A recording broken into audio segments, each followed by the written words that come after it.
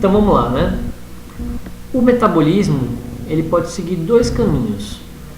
O metabolismo aeróbico é aquele que vai ter a produção de energia por meio de oxigênio, certo? E o anaeróbico, que a gente vai falar daqui a pouco, que vai ser a produção de energia, ou a continuação da produção de energia, sem esse oxigênio, ou seja, na ausência dele.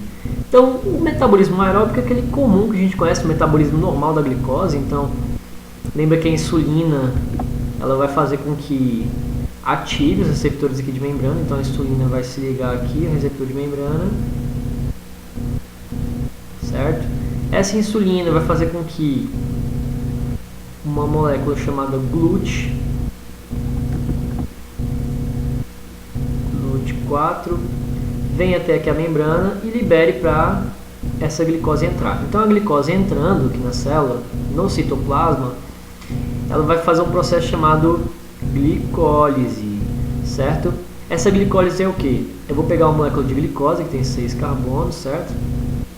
Ela vai sofrer uma fosforilação, ou seja, um ATP vai vir aqui, virar ADP mais fosfato. Esse grupo fosfato vai se ligar à glicose, formando a glicose 6-fosfato, fazendo aquela cadeia de reações da glicólise e formando ácido pirúvico e, consequentemente, depois o piruvato, certo? Esse piruvato, que tem 3 carbonos, então olha aqui, a gente tinha a glicose com 6, formou 2 piruvatos com 3, ok? Esse piruvato ele pode ser convertido com a liberação de gás carbônico em acetil, e esse acetil vai ser ligado com a enzima A, formando acetil-CoA, certo? Então, só para relembrar, a glicose ela vai sofrer a glicólise, formar 2 piruvatos. Esses 2 piruvatos eles podem formar acetil, que vai se ligar ao CoA, e o acetil-CoA ele vai entrar na mitocôndria, ok? Então, esse processo de glicólise acontece aonde? No citoplasma, beleza? Então, esse acetil-CoA entrou na mitocôndria. Tá aqui o zoom da mitocôndria, né? Acetil-CoA entrou na mitocôndria. E aqui a mitocôndria vai ter a membrana externa, a membrana interna. Entre a membrana interna e externa, a gente vai ter a matriz mitocondrial, que é onde vai acontecer a nossa reação de ciclo de Krebs. Então, esse acetil-CoA ele vai entrar no ciclo de Krebs. Só para lembrar rapidinho, o ciclo de Krebs vai gerar 10 NADH, 10 FADH2 e 2 ATPs. E a glicólise gera 2 ATPs. Então, qual que é o intuito do metabolismo aeróbico, gente? Produzir ATP, certo? No caso aqui da glicólise gera 2. E no ciclo de Krebs vai gerar 10 NADH, 2 FADH2 e 2 ATPs, certo? Onde acontece o ciclo de Krebs? Matriz extracelular. Matriz mitocondrial, perdão. Que acontece entre a membrana interna e a membrana externa. Beleza. Depois que eu terminei o ciclo de Krebs, o que vai acontecer? Esses NADs e FADs formados, eles vão vir aqui na membrana interna da mitocôndria fazer um processo chamado cadeia respiratória ou cadeia transportadora de elétrons. Fiz o zoom aqui da cadeia transportadora de elétrons só para vocês lembrarem. Então esse NAD, por exemplo, ele vai entrar aqui no complexo 1, liberando hidrogênio H+, e quebrando em NADH, né? Ou em NAD. Então NAD mais H+. Esse H+, aqui, que vai ser quebrado pelo complexo 1, vai passar por ele e vai liberar um elétron. Esse elétron vai ser transportado para o complexo 2, que depois vai para o complexo 3, complexo móvel e depois o complexo 4, né? Por isso que a gente chama isso aqui de cadeia transportadora de elétrons. E à medida que esse elétron vai passando, vai fazendo com que esse hidrogênio vá passando pelo complexo e ficando aqui na matriz mitocondrial. Olha aqui o desenho. Então isso que está acontecendo aqui, né? Então esse hidrogênio está vindo aqui para a matriz mitocondrial, certo? Com esse acúmulo de hidrogênio desse lado aqui da matriz, ele vai sofrer uma DDP, ou seja, vai ter uma maior concentração desse lado e uma menor concentração desse. Quando isso acontece, esse hidrogênio tem que sair do maior e vir para o menor. E ele vai vir por onde? Pelo ATP sintetase. Então, esse acúmulo de hidrogênios que foi formado pela quebra do NADH a partir dos complexos, né? Depois disso, esses hidrogênios vão ser retroagidos, aqui eles vão voltar, passando pela sintetase, né? Que é a ATP sintetase, formando o que? ATP. Vai lembrar que cada NAD vai formar 3 ATPs. O FAD também faz esse processo, o FADH2, né? Formando 2 ATPs.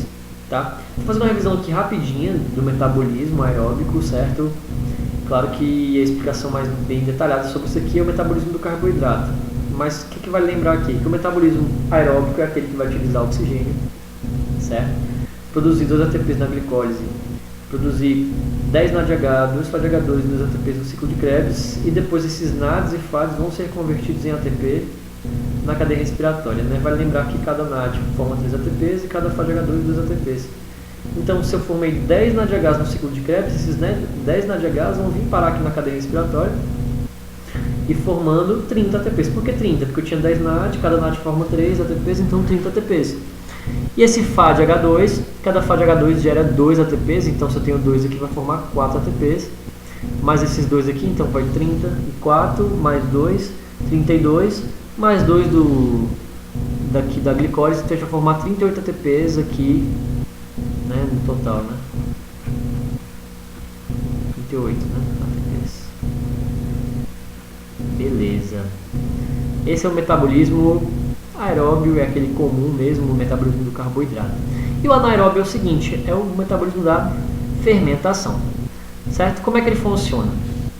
Vai ser a continuação, né, da produção de energia, ou seja, de ATP, mediante da falta de oxigênio. Vai lembrar o seguinte, gente, como é que vai acontecer isso aí? Tem aqui minha célula, né, com a mitocôndria. Esse oxigênio ele só vai ser utilizado aqui na cadeia respiratória. Porém, seu corpo ele tem um mecanismo para identificar que, com a falta desse oxigênio, ele nem deixa esse acetil-CoA entrar na mitocôndria. Então, se eu tiver baixa de oxigênio, esse acetil-CoA não entra na mitocôndria. Ou seja, esse piruvato aqui, em vez de ele formar acetil-CoA, ele vai ter outro destino. Que outro destino é esse? Formação de ácido lático. Então, na ausência de oxigênio, certo? Essa glicose, que vai ser transformada em ácido pirúvico, esse ácido pirúvico em piruvato, em vez desse piruvato formar acetil-CoA, para entrar no ciclo de Krebs, ele vai fazer o quê? Formar ácido lático. Então, se eu tiver muito oxigênio, eu formo acetil-CoA. Se eu tiver pouco oxigênio, eu formo ácido lático. E esse ácido lático ele vai ser transformado em lactato, ok? Então, ácido pirúvico forma piruvato, piruvato pode formar acetil-CoA com aumento de oxigênio. Se eu tiver pouco oxigênio, forma ácido lático. Esse ácido lático vai ser transformado em lactato. Então, olha aqui, ó. Tá aqui o piruvato. Tá vendo que ele tem uma molécula bem semelhante ao lactato.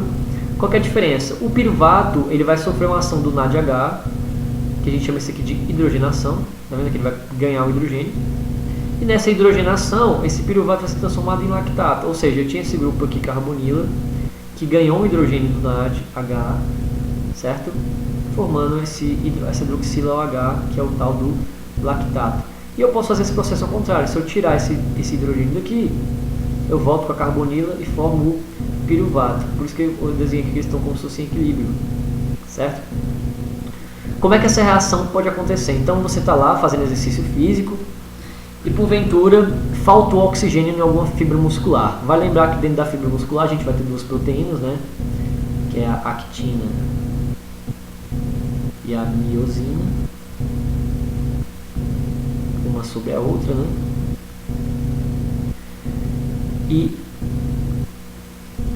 essa cabeça aqui de miosina vai receber um ATP, certo? Mediante o transporte de cálcio. Então, entra cálcio, certo? Esse cálcio faz entrar ATP e com isso vai acontecer a contração muscular. Então, entrou cálcio, contraiu, certo? Beleza. As fibras musculares, elas existem dois tipos, as rápidas e as lentas. A rápida é aquela fibra branca, certo? Tipo do frango. Lembra que o frango ele bate muito a asa, ele é rico em fibras rápidas, né? Perdão. E a lenta é aquela de resistência, ou seja, aquela fibra vermelha, ela aguenta muito tempo um exercício contínuo, e a rápida ela aguenta por pouco tempo um exercício mais intenso. Então aqui como se fosse um atleta de 100 metros rasos, né? É a fibra branca, por exemplo, o Usain Bolt, cheio de fibra branca. E a fibra lenta é aquele atleta maratonista que aguenta correr por muito tempo de uma forma mais lenta, certo? Qual que é a diferença dessas duas fibras? A fibra rápida, a branca, ela tem menos mitocôndria.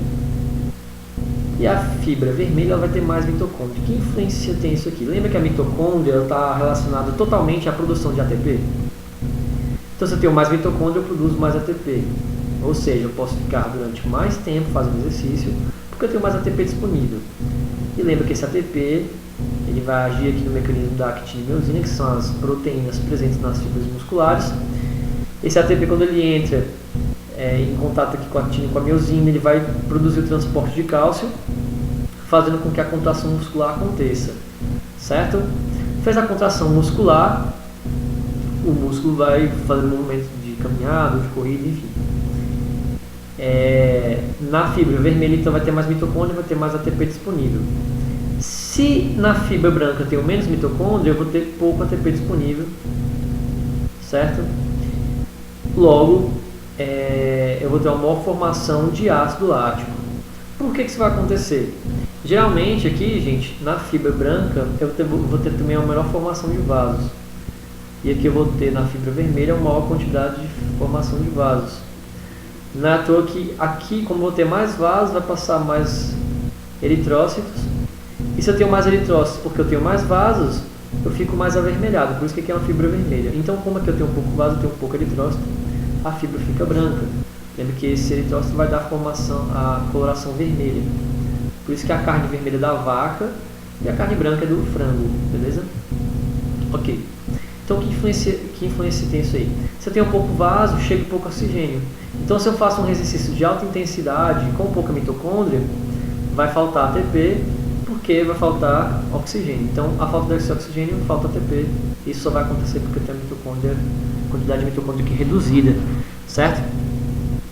E que influência tem isso aí? Formação do ácido lático, porque eu vou formar agora o mecanismo anaeróbio. Então, com falta de oxigênio, que é aquele exercício de alta intensidade e rápido, de explosão, né?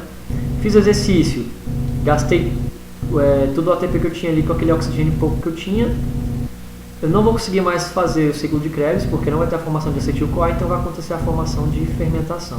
Então lembra, faltou oxigênio, formou ácido lático, esse ácido lático em lactato. Vai lembrar que esse ácido, né, o ácido para arrênios, né, é aquele que libera H+, ele vai formar um sal. Que sal? O sal de lactato. Tranquilo? Quando eu falo sal, na verdade vai ser um ânion, tá? Então, tem a liberação de H+, formando um ânion lactato, certo? Esse lactato, se ele reagir com alguma coisa básica, ele forma esse sal aqui, tá? Beleza, então voltando. Se eu tenho pouco oxigênio, pouca produção de ATP, então eu preciso continuar produzindo ATP por alguma forma. Que forma? Fermentação. E essa fermentação acontece através do mecanismo do ácido lático, que vai ser formado em lactato, certo? E esse lactato, como é que ele pode produzir energia? É o seguinte, através do ciclo de Cori.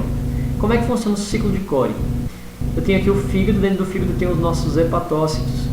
E o hepatócito, ele tem a capacidade de transformar o lactato em glicose. Por quê? Lá no hepatócito vou ter uma enzima que vai converter o piruvato em glicose 6-fosfato, certo? Então só dentro do hepatócito vou ter essa enzima que vai converter esse piruvato em glicose 6-fosfato e consequentemente em glicose. Então essa reação vai acontecer dentro do hepatócito. Então, se perguntar lá, o que é ciclo de Cori? Vai ser a formação de glicose através do lactato. Isso vai acontecer dentro do fígado, tranquilo, lá nos hepatócitos. Então, de forma geral, né, que eles podem perguntar aqui sobre o metabolismo anaeróbio, né? Primeiro, formação de cãibra tem a ver com isso aqui? Não. O que é a cãibra, gente? A cãibra vai ser quando esse cálcio aqui ele entra no músculo e não sai mais, então ele permanece contraído. Então, por algum motivo esse cálcio entrou e não sai mais, isso dá cãibra. Não tem nada a ver com lactato, não tem nada a ver com ácido lático. Outra coisa, não tem quando você está fazendo aquele exercício bem intenso e na hora do exercício dá aquela queimadinha. Aquela queimadinha durante o exercício não significa acúmulo de ácido lático. Significa o seguinte, hipóxia. Por que hipóxia? A gente não tem aqui fibras com muitos vasos e poucos vasos, então se a gente está gastando demais esse oxigênio aqui, ó, acaba que não chega oxigênio em alguns lugares porque esses vasos são curtos, né? Tem poucos vasos, tem uma quantidade menor. Então, por ter poucos vasos e o oxigênio está sendo gasto, vai dar uma hipóxia, ou seja, a falta de oxigênio.